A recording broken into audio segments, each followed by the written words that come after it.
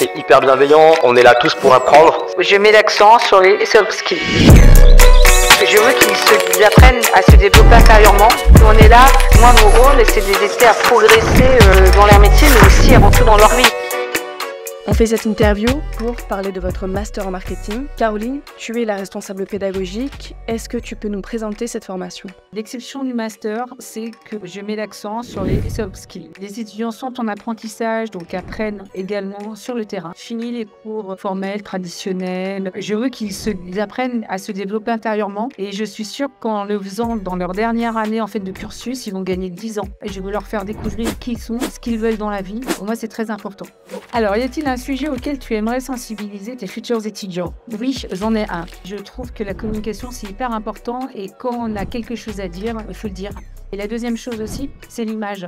Il faut passer au-delà de son image. Et qu'est-ce qui est mis en place dans la formation justement par rapport à l'image et pour la communication? On fait plein de tests de personnalité dont la process-com. On apprend à savoir qui on est. On apprend aussi à communiquer avec les autres pour se mettre à leur niveau. Je forme les étudiants à ça dès le début d'année. Tu te sens plus confiante depuis que tu fais cette formation? Surtout pour l'oral, je dirais. Mais aussi au fait que ce soit un master à taille humaine, on est 30 et ça nous permet aussi d'évoluer au sein d'un groupe. Est-ce que tu vois d'autres difficultés que peuvent rencontrer les élèves en général? Le rythme de travail. Parce qu'ils doivent concilier l'entreprise toute la journée, les cours le soir et les projets. Mais l'avantage, c'est qu'en fait, ils sortent du master, mais ils sont armés pour la vie. Parce que la vie, ça va être ça, quoi. Donne un exemple concret de projet de recherche ou d'études de cas sur lesquels les étudiants travaillent pendant leur formation. Récemment, on a eu un projet autour de la gamification. Ça portait à créer un jeu en utilisant une intelligence artificielle pour améliorer l'observance des patients dans une pathologie chronique. Il a fallu de l'organisation, mais aussi de la créativité et de la curiosité. Alors, si tu devais donner un conseil pour réussir cette formation, lequel serait-il? Alors moi, je dirais qu'il ne faut pas hésiter à être curieux et pas hésiter à vouloir sortir de sa zone de confort parce que c'est là où vraiment on va apprendre le plus en fait et le mieux.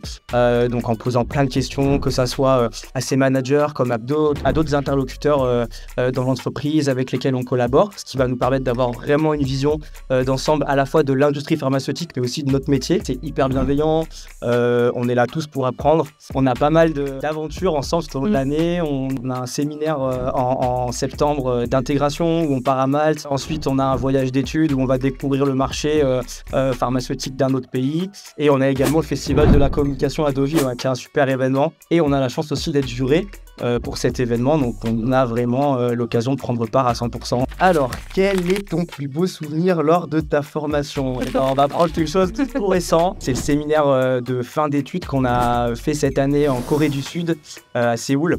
Et pour moi, c'était vraiment un excellent souvenir parce qu'on a vraiment découvert de nouvelles choses. Pour ma part, c'était la première fois que je voyageais en Asie, donc très très dépaysant. Et aussi l'occasion de découvrir un pays qu'on ne connaît pas et des enjeux pharmaceutiques vraiment nouveaux avec la découverte d'une nouvelle manière de travailler. Donc c'était vraiment super enrichissant.